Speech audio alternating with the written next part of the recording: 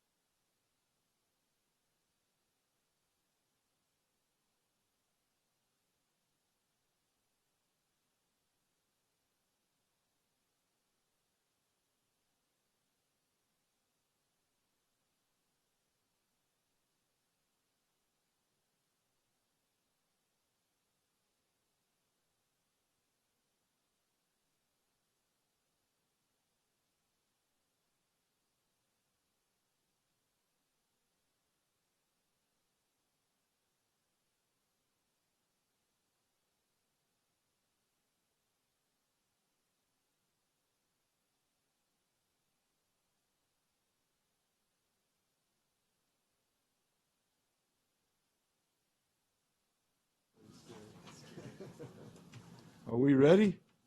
Excuse me. Okay. County Councilors, any report out from the closed session? Chairman, members of the board, there are no reportable actions from closed session. Thank you. Okay, this is item number 3. It's we're going to open and close in memory of, first of all, we're going to celebrate Brett Frazier's new baby boy. I'm going to sneeze. Thank you. Bless you. Boy, did I get on anybody? I hope not, man. Whew. You aimed it. Anyway, he was born yesterday around noon, I think, something like that. So that's the reason he's not here. He's helping Mama take care of that new son they just got. So, and then Rick Shard, longtime North Forkian, he married Susie Coletti, and her mom and dad, her actually grandpa was a supervisor down here, and Bud Coletti, her dad, started Old Town in Norfolk, which is Bandit Town now, and he was a veteran, and he'd be missed. And then one that really broke my heart, I found out this week, was Luann Silkwood, who owns Ponderosa Telephone, and it's Frank Bigelow's cousin, Lee Silkwood, passed away this week. And he, great kid. I call him a kid because he's younger than me. So, but he passed away this week. And then Ed Gortney from Chowchilla. You want to say something about him? No, I'm just. Okay, he passed away. And any other, Rob or Max, anybody? So, Mike, Big Mike, I call him from the auditor's office. Mike Austin, his dad passed away. He actually retired first this year or last year, I think it was, to be able to take care of him, and he passed away just in the last day or so. So, Mike, we're thinking about you, buddy. And our invocation will be by Pastor David Doherty from the Harvest Community Church. And the Pledge of Allegiance, let's see. Matt, you want to do the Pledge of Allegiance today? Sure. Thank you.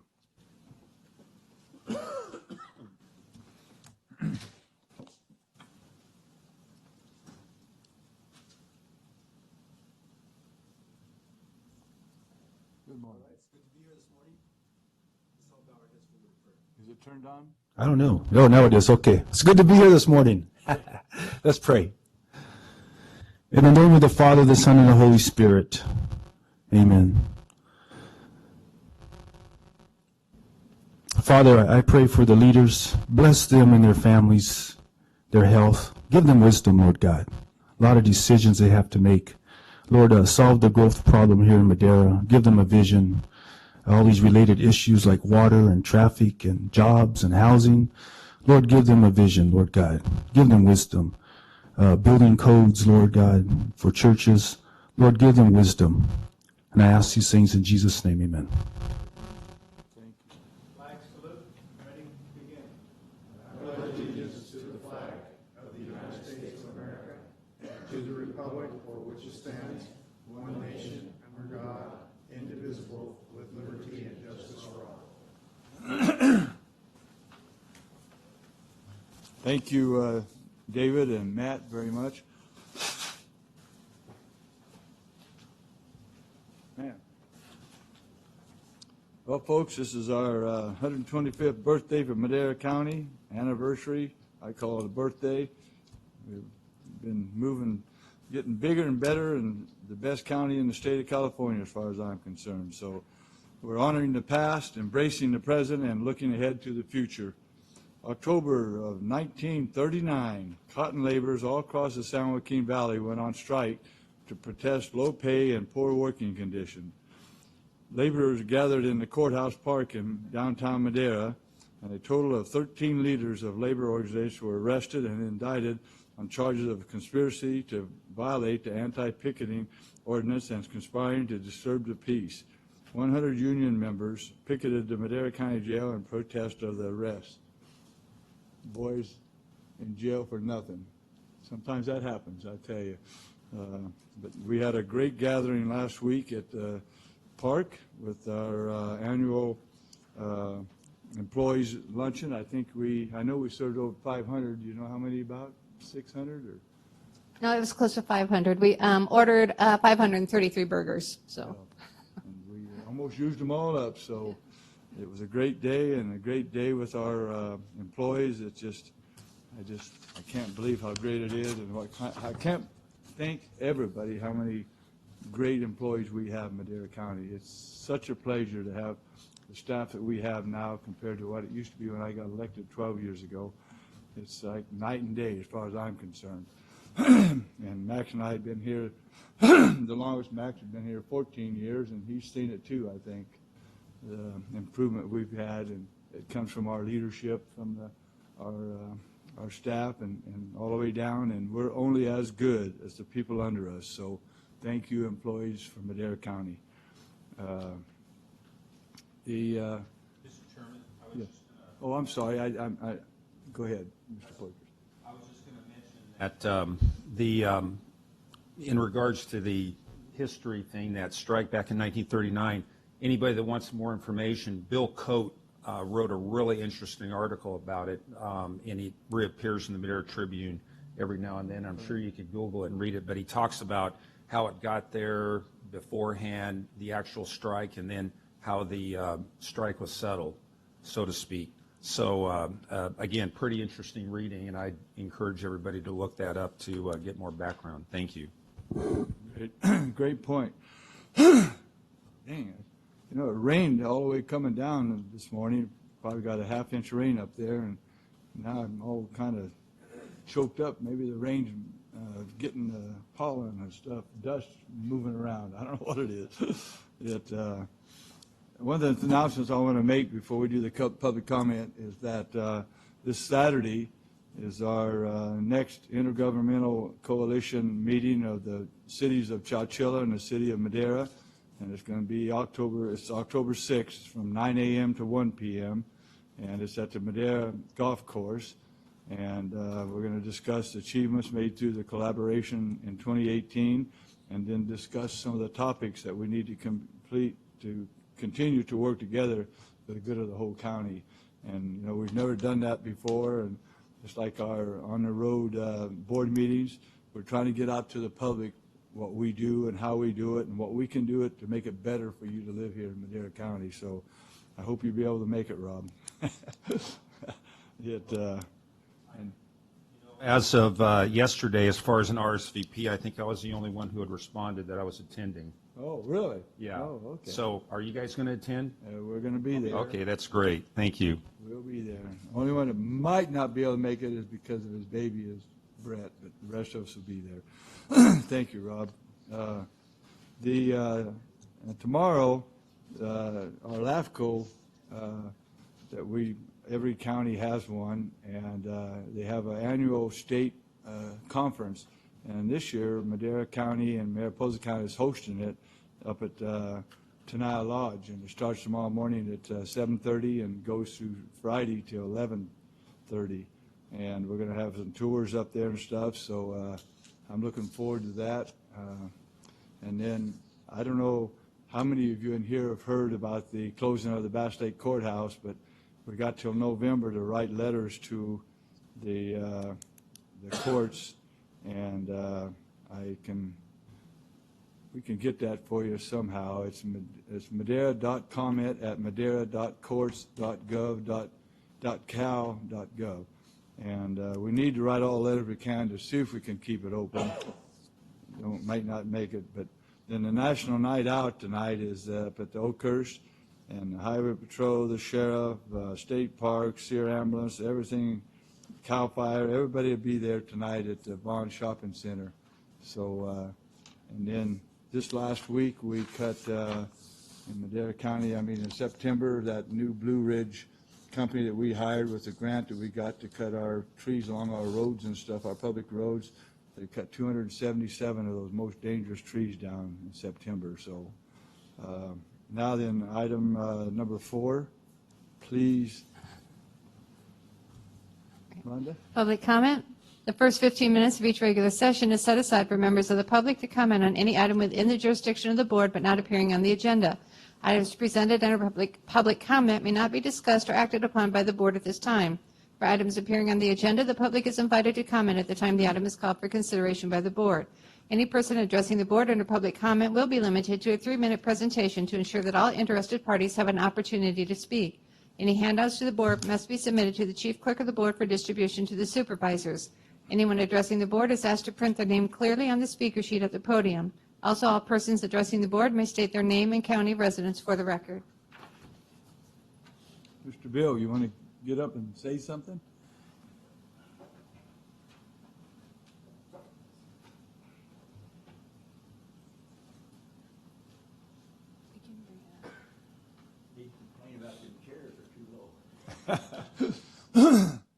Or you're just too tall, one or the other. I guess I'd be part of it. Is this thing on? I believe it's on. Well, my name's Bill Purcell, as you all know me, Madera County. If you need any more history about 1939, I was alive then. I was 11 years old and living through the Great Depression. And I do remember that as a kid.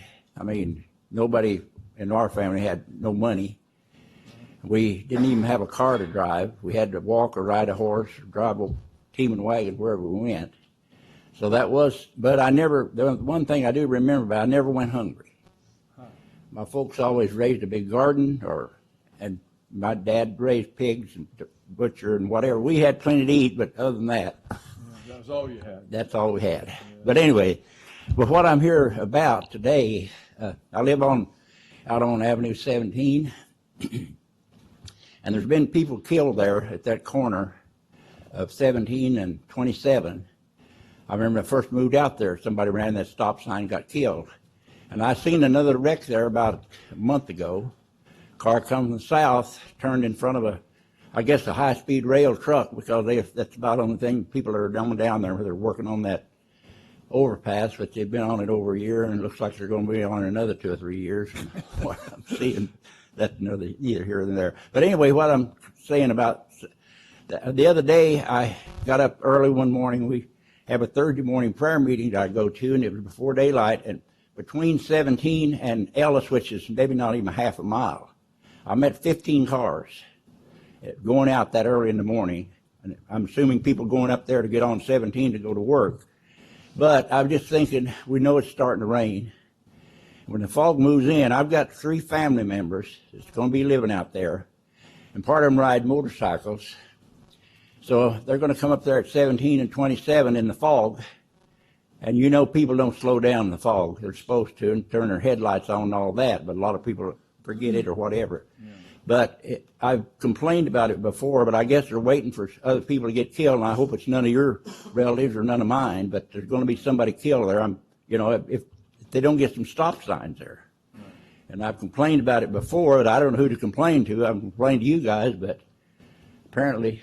Well, we got the man out there in the audience that maybe I need to talk to him. He'll take a look at Okay, well, anyway, I don't know what the rules have to be, but if he's out of money, I got a little money from the high-speed rail. I sold them a little bit of land, so I've got a little bit of money. I would pay for the signs if the county can't afford it. But anyway, that's my complaint today. But I'm just saying, I've talked to 2 or 3 people that already. Mike Padilla, you all know him. His son almost got killed there. He got hit there and knocked over into that house next door, but thank God he didn't get hurt. Yeah. But another woman that lived out there, her mother got hit there and went into the hospital. So there's been several wrecks there already. Okay. And there's been people killed. I remember when I first moved out there, somebody ran that stop sign and got killed. Yeah. So there's going to be more if they don't do something about it. Thank you. Location again? It's 17 Avenue 17 and 27. Is that your district? Oh, yeah. Ahmad's coming up, and he will report to you, Bill. Okay. Thank you, Bill. Right inside. Good morning, Mr. Chairman, members of the board. Ahmad Al-Qiyad, Public Works. I just want to tell Bill and the public we did receive a grant, which is the SSAR, the Systemic Safety Analysis Report, which basically we will study hotspots like, the intersection Bill was talking about and other intersections, and then we will get a report of safety. So it's a systemic safety, areas where there's some concern that are lacking a study. This report will tell us, okay, look here, and then we can proceed. So this intersection will be added to the study. How long will it take? We just got awarded. I believe we came to your board, don't quote me on this, maybe this past month or very soon we will, to award it to an engineering company. Okay. Yeah, it's all in the works. Thank you. Did you hear that okay, Bill? Yeah, I heard you. Sound like you got some money. I won't have to pay for it. Yeah. No, you don't have to pay for it. No, we got it. Like I say, if you haven't, I'd be willing to pay for it. Thank you. Maybe other things. Write that down. Yeah. Any other public comment? We usually do not answer public comment deals, but when it comes to public safety, we don't mind doing it, Bill, so. Absolutely. Yes. Max. I'm sorry, Max. Max.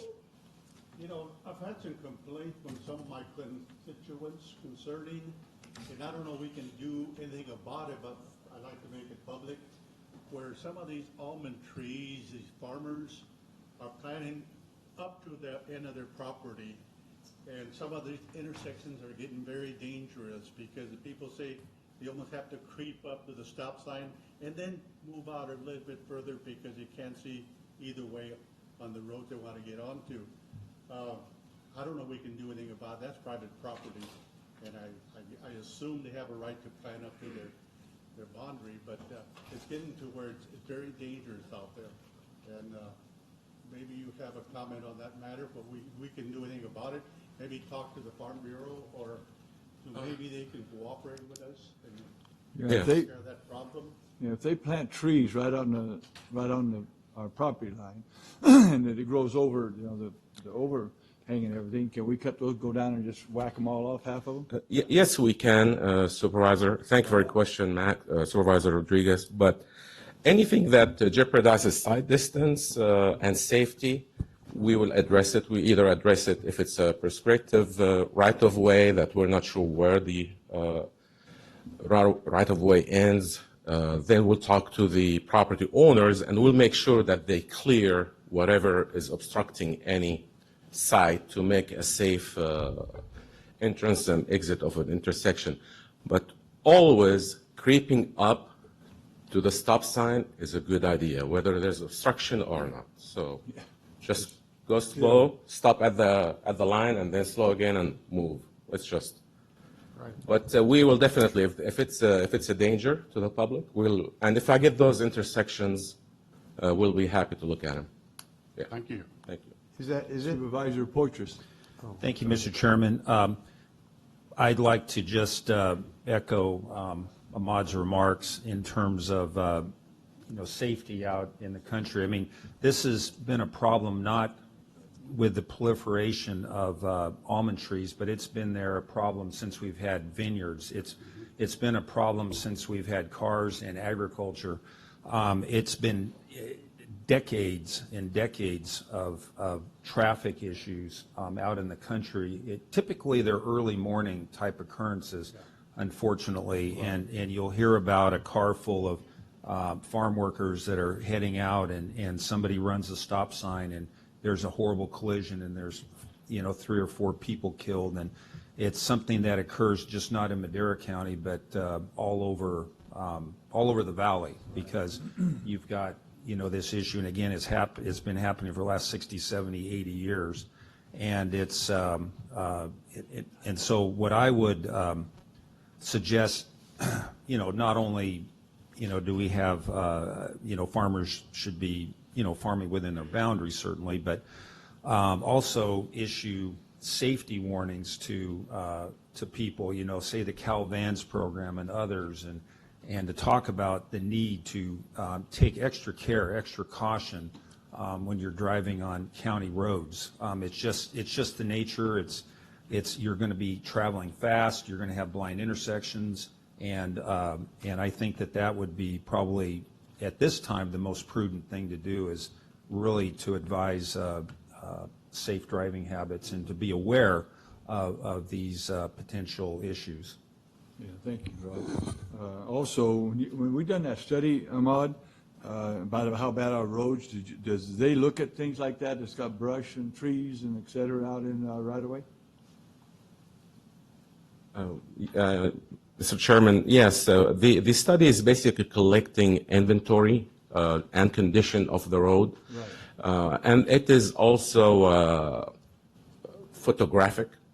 So we can always see if there's a location, let's say once the system is up and running, if there's a location that there are some hazards, we can actually go to that location and see the video and just get an idea how it used to be last month or whenever the study was taken. But the purpose of this payment management system at this point is just collecting data and conditions of They're the. supposed to give us all the Correct. information. when Oh, we definitely.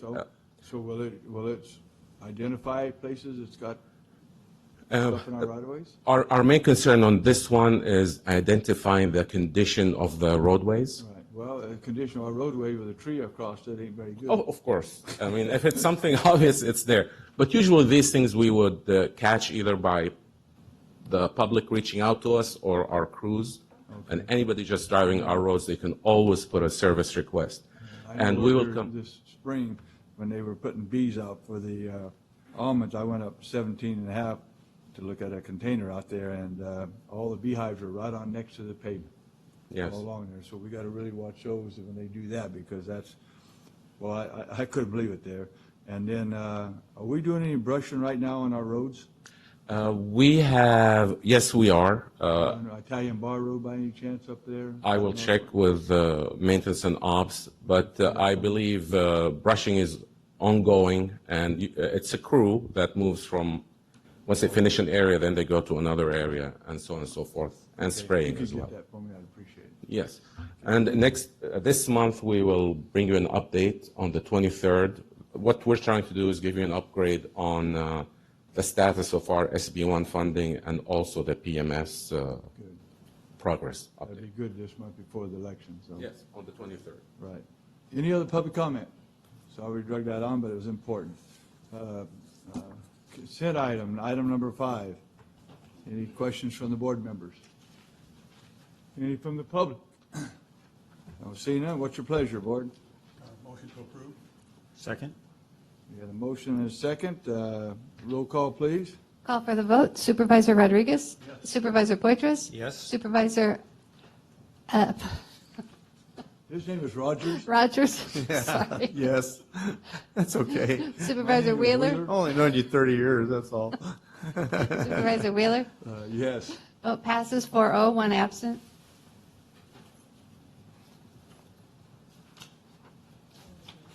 Item number 6, I'm sorry.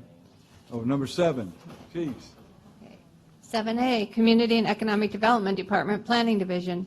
Discussion and consideration to adopt a resolution appointing Rebecca Beavers as a retired annuitant to the position of Deputy Director of Community and Economic Development Planning Division, waiving the CalPERS 180-day wait period from date of retirement and making findings in support thereof effective October 3, 2018. Thank you, Mr. Chairman. Matt Treber, Community Economic Development Director. I want to thank Rhonda for reading that into the record. Pretty much covers it. Becky, her last day with our department was this past Friday. She served the county well, 27 plus years. Wants to come back, and we need her on the 3rd floor. She's valid and a key member of our Posse Computronics update team, and she's coming back to assist through that update process, and we'll also be doing special projects, GIS mapping exercises. So we're welcoming her back. GIS system and our new GIS guy or girl, whatever it is. Absolutely. Thank you. Any public comment on this? Seeing none, board Move members. to approve? Got a motion from Dave, Second? a second from Rob. Call for the vote. Supervisor Rogers? Yes. Supervisor Poitras? Yes. Supervisor Rodriguez? Supervisor Wheeler? Yes. Vote passes 4-0, one absent. Thank you. Item 7B. 7B, Water and Natural Resources Department. Discussion and update on Madera County Storm Water Resource Plan. Thank you, Mr. Chairman. Stephanie Agneson, Director of Water and Natural Resources. This is an informational update on the Stormwater Resource Plan. We were awarded $131,000 to pursue a planning grant. This was in 2016. In 2017, there was a contract with Fall Creek Engineering to assist in the development. And then the plan was finished June 26, 2018. This is when Dario Dominguez was under Public Works. The plan has been fully developed and it's approved now by the State Water Resources Control Board. This is important to water and natural resources because it has sizable amounts of groundwater recharge projects in them. During the process, there were 24 projects. 12 different stakeholder groups were reached out to and contributed ideas, and the completed stormwater resource plan is on the Madera County Water website. That's all I have for this informational item. That's all? You got a lot more up there. I have a lot more here. Did you going to do the PowerPoint or? But I think you need to recess, right, as the Board of Supervisors and reconvene as the boards of directors. No. Okay, maybe you don't. Yep, Chairman, the clerk of the board put it on the agenda to be transparent to the public, but you don't need to do anything formal, just as you don't with the special districts. You're convening as different bodies. So we can, I think what the director is saying is the PowerPoint is for the next items. I got it, okay. Oh, 7C, okay. So now we're the Board of Directors for the Madera County Groundwater Sustainability Agency. Right. 7C. 7C, Board of Directors of Madera Subbasin. Update on groundwater sustainability plan development and discussion and consideration of establishment of regular meeting schedule for Groundwater Sustainability Agency Board of Directors. Thank you, Stephanie and Agneson, Director of Water and Natural Resources.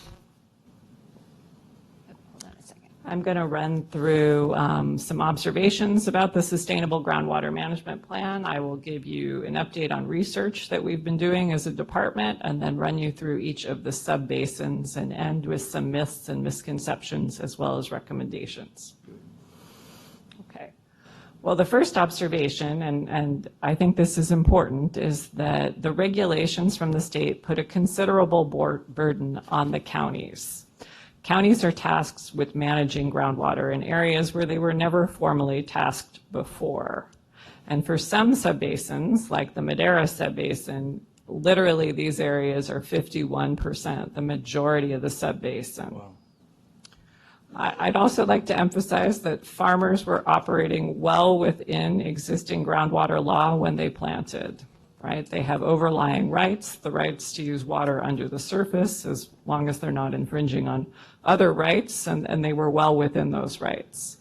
One thing I've heard traveling around in the county is that people compare SGMA to the Great Recession in terms of it having a tremendous impact on agriculture.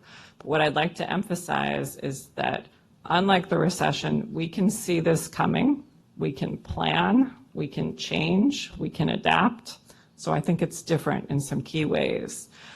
And lastly, I'd like to emphasize that we've seen a lot of differences in cropping patterns over the years. We've seen a shift towards two very high water using crops, pistachios and almonds, and there are ways to shift away from that now. So land use has changed in the past and it will continue to change. Okay, I wanted to give you some updates on research that we've done. We took a trip to United Water Conservation District. You're looking at a map of Southern California. And let's see, right here's the coastline, here's Ventura and Oxnard. Lots and lots of farming here on the Oxnard plain of high-value crops, particularly berries. Oops. United Water Conservation District is a district that is set up solely for agricultural recharge. Their concerns are similar and different. They are trying to keep saline intrusion at bay, that salt water coming under the surface, which it moves further inland when people pump more. So United Water Conservation District serves to divert water off the Santa Clara River. They charge pump fees to growers per each acre foot extracted. The pump fees are somewhere between $200 and $400, depending.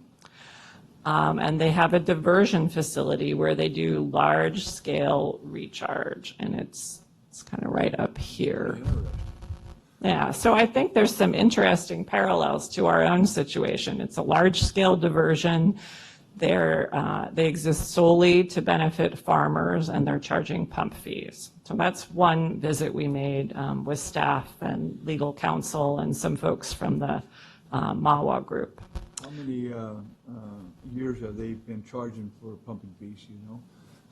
I'm going to say more than 50. This is pretty much Really? their They've been business doing it. model. Okay. Yeah. And they've had no problem with lawsuits or anything that? People understand this is the cost of growing, Really is good. keeping that seawater Good to know. at bay. Really good to know. So shifting down the Santa Clara River a bit, we're at the Fox Canyon Groundwater Management Agency. This is groundwater management agencies were set up in the 80s for basins that were critically overdrafted. So they've also existed for a while, and that's why they are the folks with the first groundwater market. They do have 100% metered ag wells. Absolutely great. They require something called AMI, automated metering infrastructure, in order to participate in the market. It's basically a device that's hooked up to the meter that sends a data read of where you are. And the way their market works, if I'm selling water, I set a price that I want to sell it for, the minimum. And if you're buying water, you set a maximum amount you want to pay for it. And then the computer essentially finds matches. You can't see who's buying and selling. All the transactions are anonymous, though, to make sure that there's no rivalries or people who are unwilling to sell to other folks. So to date, there have been no trades. So this is the first market in the state for groundwater, but there are no trades because they've essentially over-allocated water. If people have enough water, they're not going to trade it. So we had fairly extensive discussions with these folks about how the market worked, how they designed it, what they hope to get from it. There is also a well moratorium in Ventura County, so keep that in mind. And these folks also fund their agency through pump fees. So if you are a grower in Ventura County, you're paying United Water Conservation District. You're also paying Fox Canyon Groundwater Management Agency. Yes. When you say well moratorium, do you mean that on new wells? On new ag wells, right. Right, not on replacement wells. I don't think it's on replacement wells, right. Okay.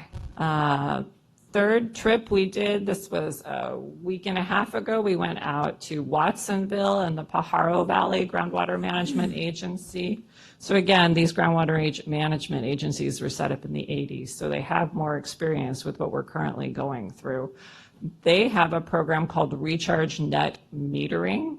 And the way this works is if you are a grower and you have some land where you want to do a recharge project, you approach a third party, and in this case, it's UC Santa Cruz. So they have a bunch of professors and students who will then evaluate whether your project is recharge worthy. If they let you go ahead, they will then estimate a credit, which you will get back on the fees you were assessed for pumping. That's great. So it sort of takes the water manager out of the calculation of how much water you would get and the crediting process, which is less awkward for the public agency. It gives that to the third party.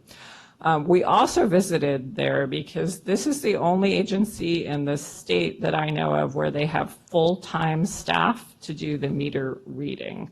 Lots of counties have, they have meters, but they have self-reported data, which is where we are. And we all know that's probably not an ideal condition. So these folks read quarterly. They do it in person. They did have some difficulties in terms of getting the reads. There are folks where they can visit and read the meter anytime. There's another group of people that want appointments. And then there's a third group that will not let them on their property and send a digital photo. So not something without issues, but these are the folks who are doing in-person meter reads. And then lastly, I haven't visited Arizona in person, though there's a conference I hope to go to in March.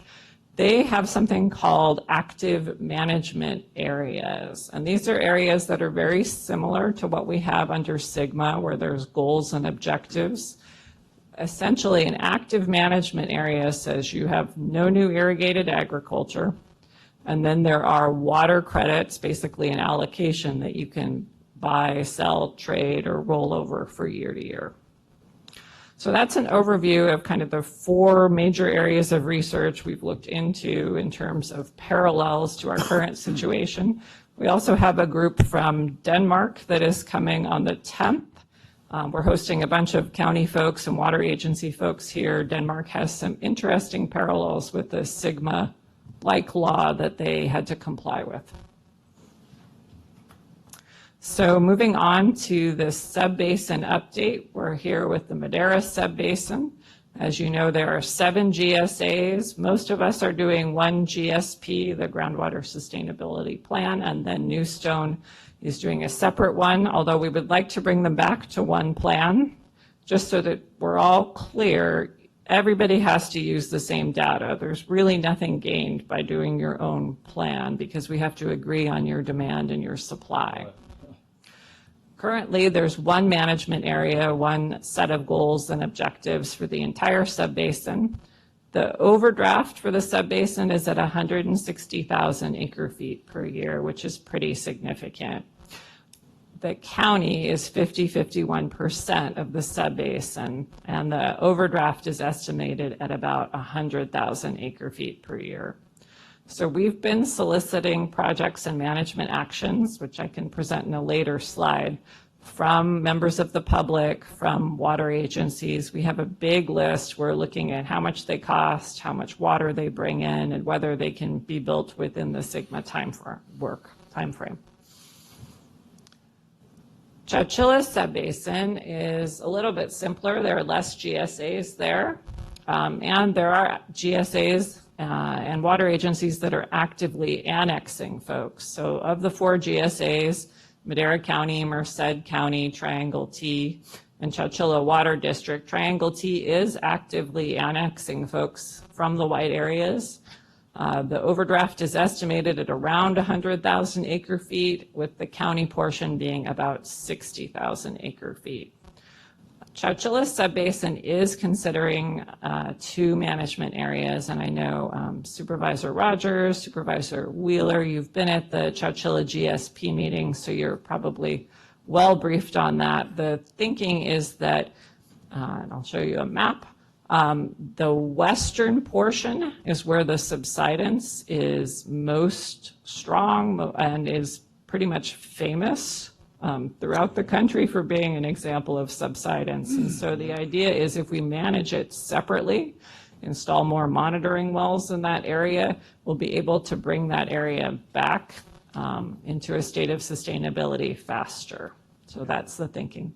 And point of fact, they have pretty much got it under control right now with the methods they're using for groundwater recharge, in addition to the recharging upper layer, and then move their wells from the lower portions of the aquifer to the upper portions of the aquifer, and they're drafting from their recharge effort.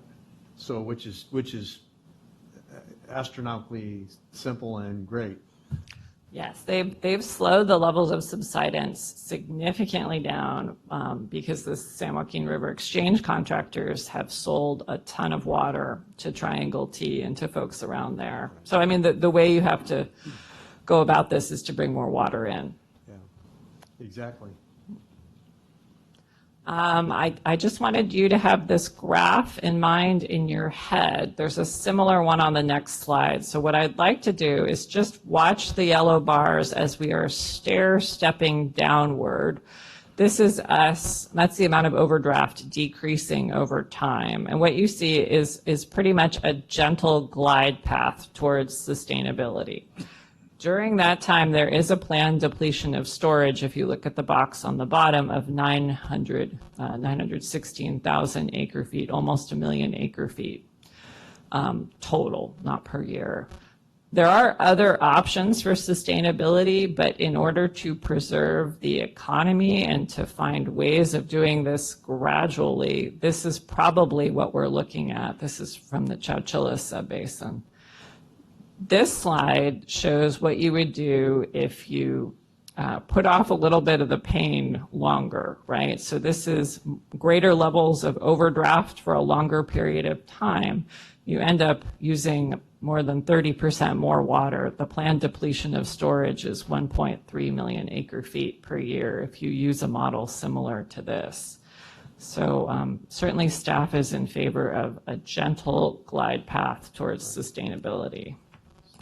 Just to reiterate on that for anybody that might be thinking, the planned depletion would be that you gradually drop your use to a point, and the groundwater stays at a certain level.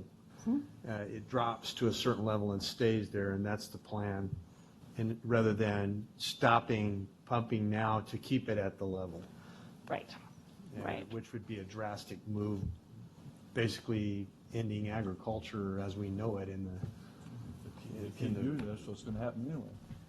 Well, I mean, the planned depletion though is a better plan than ending it altogether, because what ending it altogether would be a shock to. It's like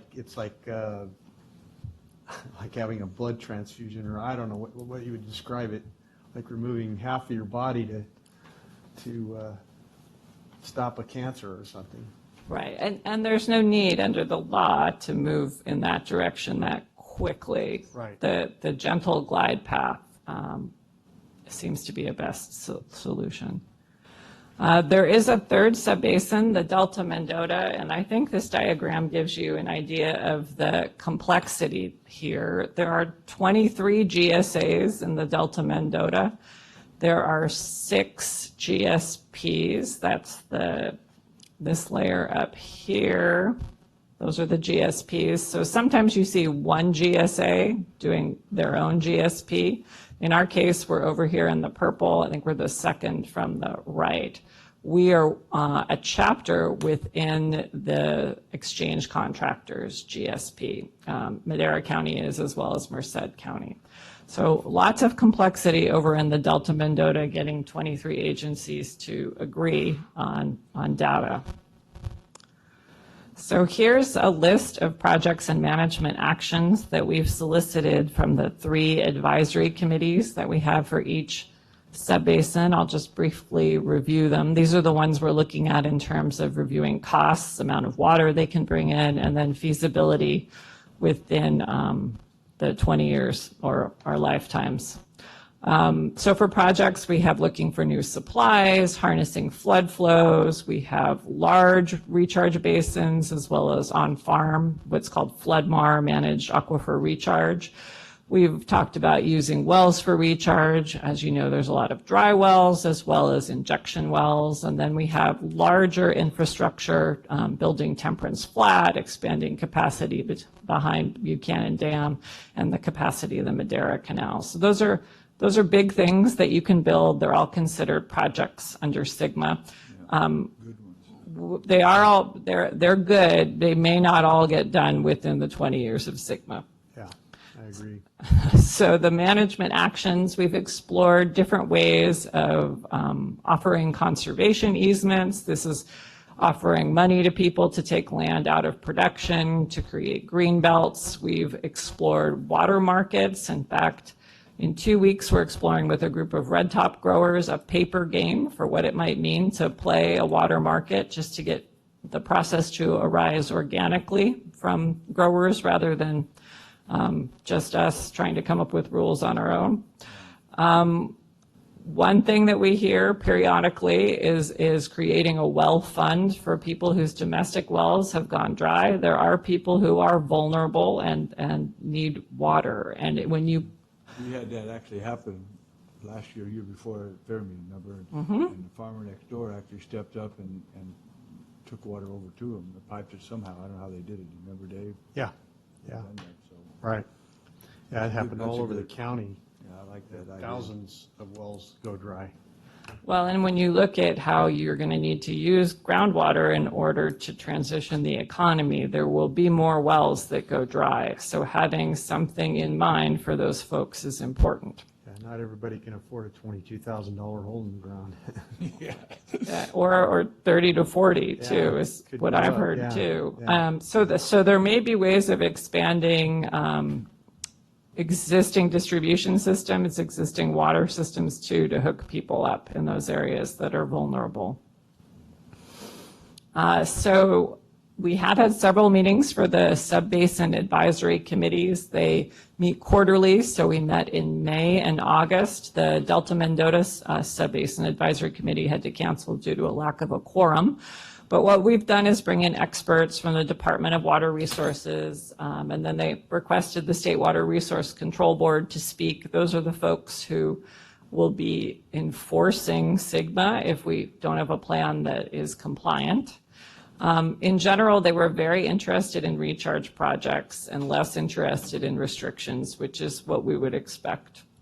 And we're talking about a potential local water tour, all the sub-basin advisory committees visiting our Ellis Basin, a farm, and then Fairmead to talk about different ways people are using water and what their hurdles are. So 3 quick myths and misconceptions, and I'll wrap it up.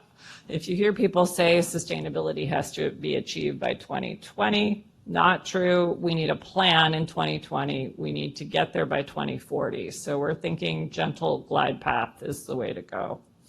I've also heard quite a few people who come by and tell me that there's a crediting system in place now and they're going to get 2 credits from their neighbor and trade one over there. There is no crediting system right now.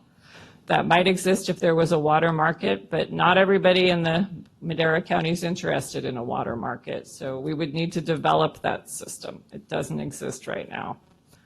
And then lastly, I have heard a lot about the water bank, where MID owns that property, and that's key to the future. I mean, in general, recharge projects are key to bringing this basin to sustainability. However, that particular water bank has a lot of hurdles, including endangered species, so it's probably not a best bet. So in summary, we're looking at overdraft of significant levels in all three subbasins. We will do our best to look for all sources of supply and all ways of harnessing flood flows. Those are the numbers that we're crunching right now. But my guess is that that will not generate enough water to make up for the overdraft, which is significant. I mean, right there, we have 100,000 acre feet per year plus 161. That's 261,000 acre feet per year. That's a lot of water to bring in the Central Valley.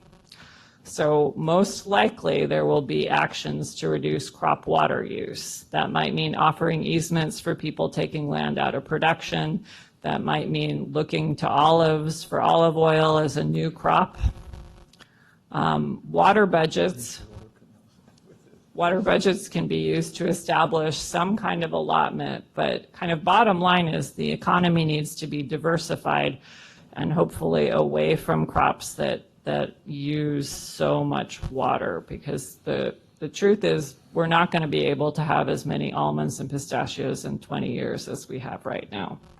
We will do everything we can in terms of finding supplies for them, but the truth is there's just not enough water. Mr. Rogers. Yeah, I think that's a good warning for those that are looking out 20 years. Farmers do that. The average crop, I think, lasts 20, 25 years. Is that about right? Yeah, I think for So almonds it's full 20. production, they pull it out in 20, and they get, their benefit from it. And so I think as crops begin to reach their life span, Bless you. they're going to have this information to be able to make a decision on how they're going to convert at that point, what they're going to do that is sustainable. And we need to get this word out fast so that land that is in production now that's coming to its life term the decision can be made to reduce the demand on the water table. Just a couple of things. I thought the trips were really well worthwhile. Great information from those trips, Stephanie. Thank you. You have proven yourself to be well worth your weight in gold as far as Weight in water. this is so succinct. In water. I love it because it's very scientific. This is math. It's not difficult to understand math for me. When I see those figures, it's obvious.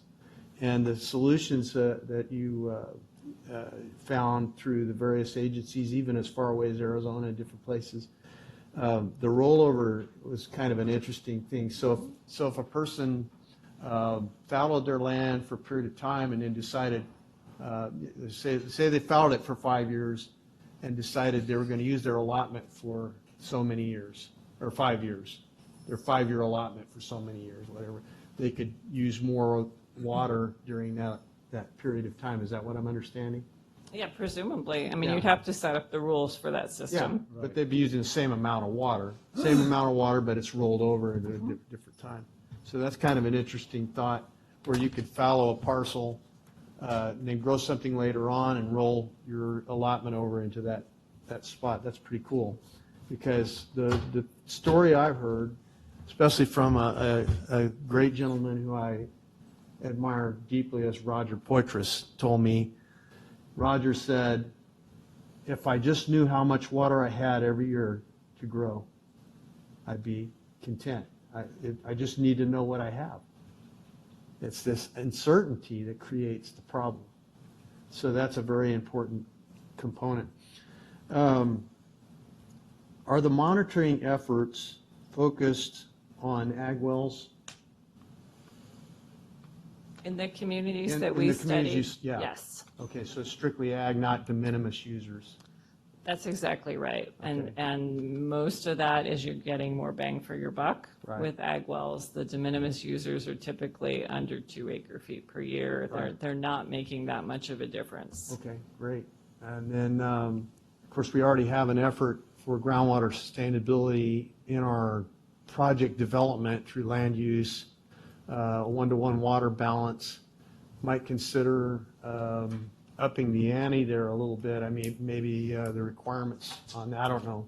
I mean, that's something we might take a look at to make sure that our requirements are sustainable and that we have enough requirement on development that they are sustainable. And I think we do monitor that, don't we, Matt?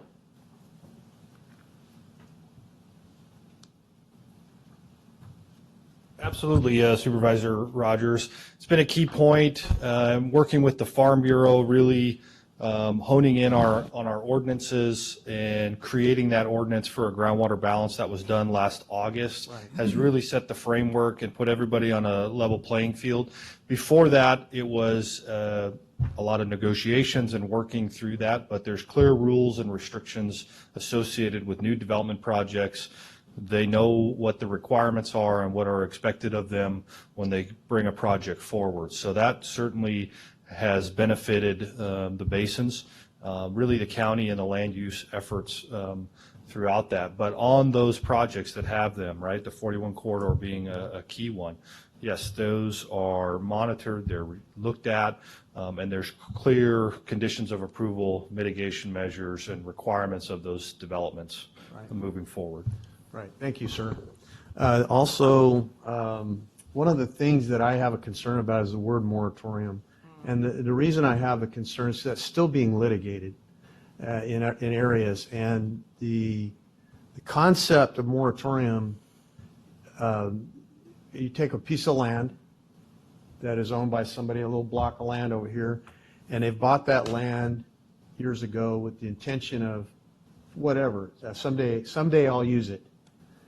If you put a moratorium on a well, the utility of that land is gone. It is done. Life as you know it cannot exist without water, and you have to have it. My thoughts would be that I like the idea of what Merced is using right now, and that's a CUP, where you have to prove that you're that what you're going to do is sustainable. This does not take away the utility of the land if a person wants to build a home and drill a well. And I think the moratorium is probably on ag wells, but a CUP extends the possibilities. And I think the more we do that with personal property rights, the better off we are. I hate the idea of intruding on those personal property rights. And yet we have to do something that we don't really want to do, and that's limit the ability of the person to farm that land, because what we have now is not sustainable, so it has to be brought into check. And this is a good way to bring it into check, and you have to. We have no option there. I think this also would maybe have a tendency to have a less effect on value versus the moratorium. The use of the word moratorium tends to immediately, I'm not going to buy that. You know, am I right, Gary? There's no utility to a moratorium statement. There is a possibility of utility to a CUP statement or another use of another term. So I think it's important that we consider value when we do this whole thing. And Gary Sfonda can attest to the fact that this entire county's value and our system of taxation and revenue is based on that very thing. It's based on it. And if we lose that, you lose utility, land has no value. Period. It's gone. And we don't want to see that happen in mass quantities. We want to see it limited, but not devalued completely. And maybe at some point Gary could speak to the what he's seeing out there as a result of the GSAs and the GSP coming about. What is the scuttlebutt? What is the trend that is beginning to happen? And that would be an interesting discussion as well. Okay. Thank you.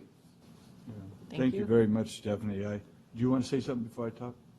No, I don't remember how many more slides, so I'm going to page ahead. Oh, I thought you were Well, through. summary does suggest that. Yeah. Oh, okay, go I ahead. think thought you were I done, had too. a couple of meetings to mention, and then I have sort of staff No, recommendations. go ahead and finish them. Oh, I thought thank were you, sorry. So just so that everybody knows, or everybody who's watching online knows, we do have another technical workshop coming up October 18th. And we're going to change it up a little bit. Each GSA is going to have a representative speak. So it will not be the David's engineering consultant, it will be the local representatives. And then the Chowchilla GSP Advisory Committee is Halloween. So come in costume if you'd like.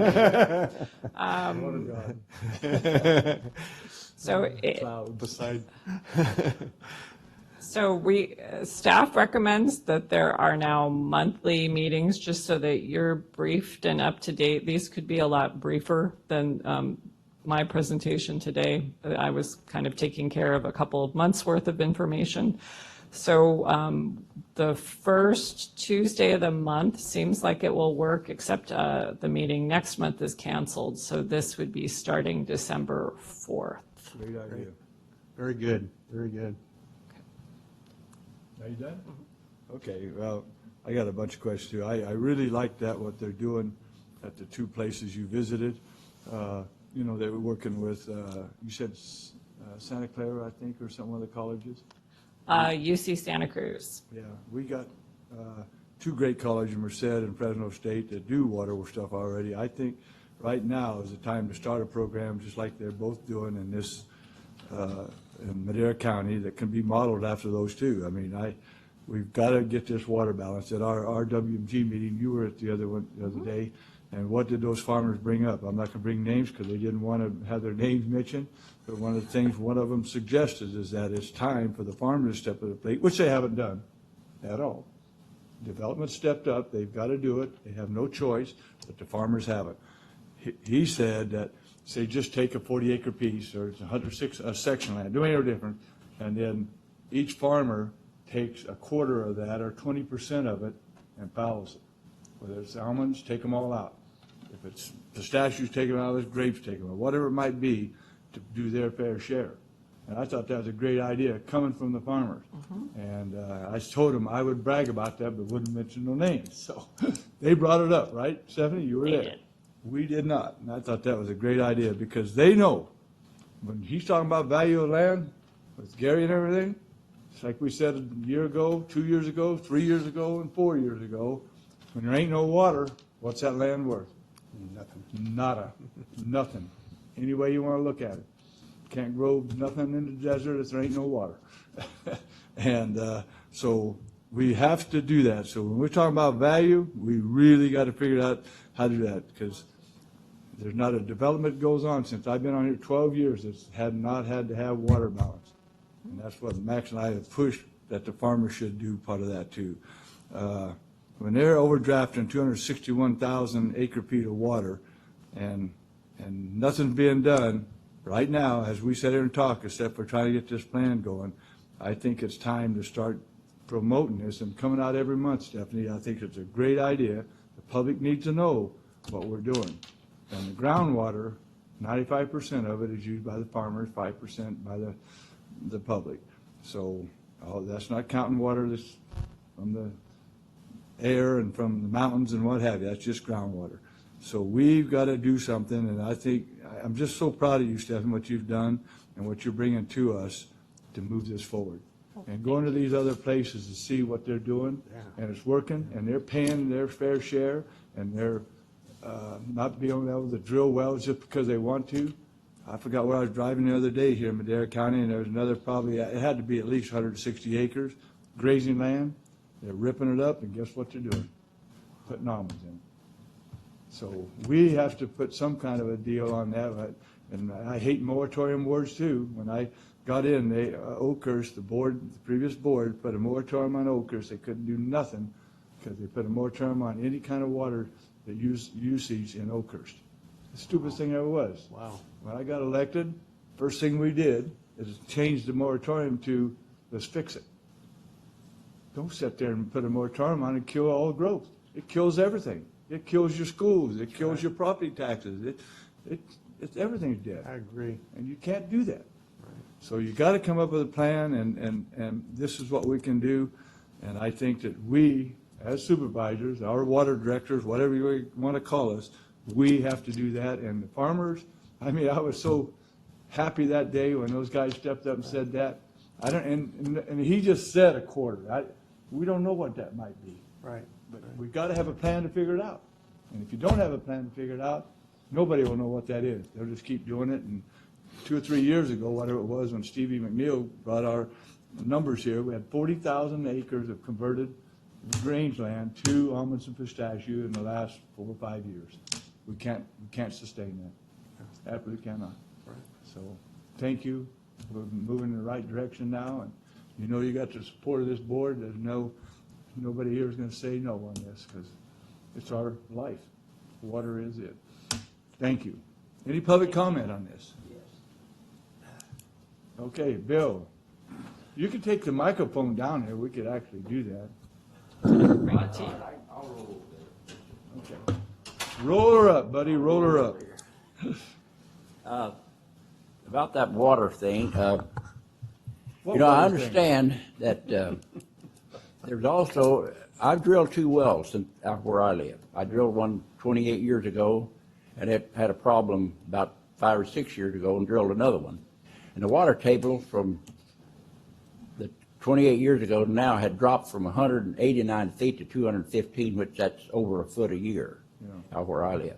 But I understand there's another program, I'm not sure this lady would know about it, where you can drill a well to put water back into the ground. Yeah, we've been doing it. Well, now I've got a low spot out there in my property that every time we have a, big rain, it'll gather maybe a big lake of maybe a foot deep or more. Wow. And it eventually goes away, but I was just thinking if there's a well in the middle of that, all that water, I guess, would go back into the ground. It goes back in, I guess, anyway, somewhere, but, Right. I mean, it eventually goes away. And But you could drill what they call a dry well in the middle of that, and maybe use some of that high-speed rail money and pump. well, now, I was wondering about that. Would I need to pay for that? Would Yeah, that be because it's altogether for private my property. benefit, or is that Private- benefiting a lot of other people? Yeah, it's private Private property. properties. Eagle out there on Avenue 12, he actually got a grant, and I don't know if anybody's in. You remember how many dry wells he drilled? It was like 100, wasn't it, or something, or 50? More than that? Yeah, it's way 200 or up there. 300 dry wells It's- just for recharging, Bill, but he got a grant to do it, see? It's several We don't have hundred. the money to do it, and you don't have the money to drill a well, because they're not cheap. I know. Any drilling well of any kind is not cheap. But that's one of the things that, I don't know, Stephanie, if they do any of that down there, but you can go out, we could go out and maybe try to get a grant, but we could talk to Tristan about for the I whole was just county thinking for that private one- wells. Especially that one low spot, and my land's never been level. Yeah. Hard pan down about 18 inches all over it. You So gotta get through that. And then it has that one spot there, especially, I think there's 2, that where the water gathers. Yeah. Whenever we have a rain, it runs off in there, and it's at least, it's a lake that covers more than an acre, I think, and it gets, ever how deep, how the water is, whatever the level is. It's an acre foot of water right there. But That's like I great. said, I don't know that I'd want to, it would benefit me somewhat, but my well right now that I'm using is 440 feet deep. I wish I'd have went 500, but I didn't. But I went 440, and my pump's setting at 315, and I haven't had any problems, so I don't think I will have, but Well, you I just was just never know, thinking, but it's that nice. would put more water in the ground if there's a dry well there to Right. to drain that lake that formed. But I don't feel like I could probably put the bill myself unless somebody, but yeah. Matt's gonna, are you gonna say something about that, Matt, or? Oh, okay. No, I think that we can direct staff to try to go for some grants for some dry wells. And I know Eagle got one somehow, wherever it got it at, and do the same thing. Me too, because, when the water gathers like that, it kills the grass and, it eventually comes back, but, Yeah. if it didn't gather, it would be a lot better. Thank you, Bill. Yeah. Any other public comment? Seeing none. Any pending legislation? Oh, you're not done yet? I think you need to vote to meet monthly. Yeah, I move to accept staff recommendation on meetings for the PSA. Second? We got a second? Roll call, please. Call for the vote. Supervisor Rogers? Yes. Supervisor Rodriguez? Yes. Supervisor Poitras? Yes. Supervisor Wheeler? Yes. Vote passes 4-0, one absent. Thank you. Thank you, Stephanie, very much. Outstanding. Yeah. We have the right person in charge of this. Don't we go. Pending legislation. Any pending, anybody? Chairman, just to be clear, Ms. Magnuson put together the presentation for each of the subbasins into one comprehensive PowerPoint, but I think we should still go through 7D and E, just to at least read them into the record. And there's Oh, enough okay. direction to come back and give you updates. I don't think you need to take a formal vote if you don't need to, but at least we can ask for public comment on each one and get So to that, we voted on 7B to start off with then, right? Or C. 7EC, C. okay. Mhm. Okay, 7D, is there any public comment in 7D? Sienna, what's your pleasure, board? Motion to approve. Second. First and second, roll call? Call for the vote. Supervisor Rodriguez? Yes. Supervisor Poitras? Yes. Supervisor Rogers? Yes. Supervisor Wheeler? Yes. Vote passes 4-0, one absent. 7E, it's the update of the groundwater sustaining plan and discussion and considers and establishing a regular meeting schedule, first Tuesday of the month. Thank you very much. Any public comment? Seeing none, what's your pleasure, board? Motion to approve. Second? First and second, roll call. Call for the vote. Supervisor Rodriguez? Yes. Supervisor Rogers? Yes. Supervisor Poitras? Yes. Supervisor Wheeler? Yes. Vote passes 4-0, one absent. Does that do it, Steph? Okay. Any pending legislation? Seeing none. Supervisor staff report, Mr. Rob. Nothing to report. Max. No. Dave. Nothing to report, sir. Me neither. Okay, we're already done with the closed session, so we're moving to adjourn. What time you want to do the agenda? At your pleasure, Chairman, we're ready when you are. Let's go do it. Let's go get her done. Shall we say 11:20? Give me a chance to get upstairs. Does that work? 11:20, okay. 11:20. Works for me.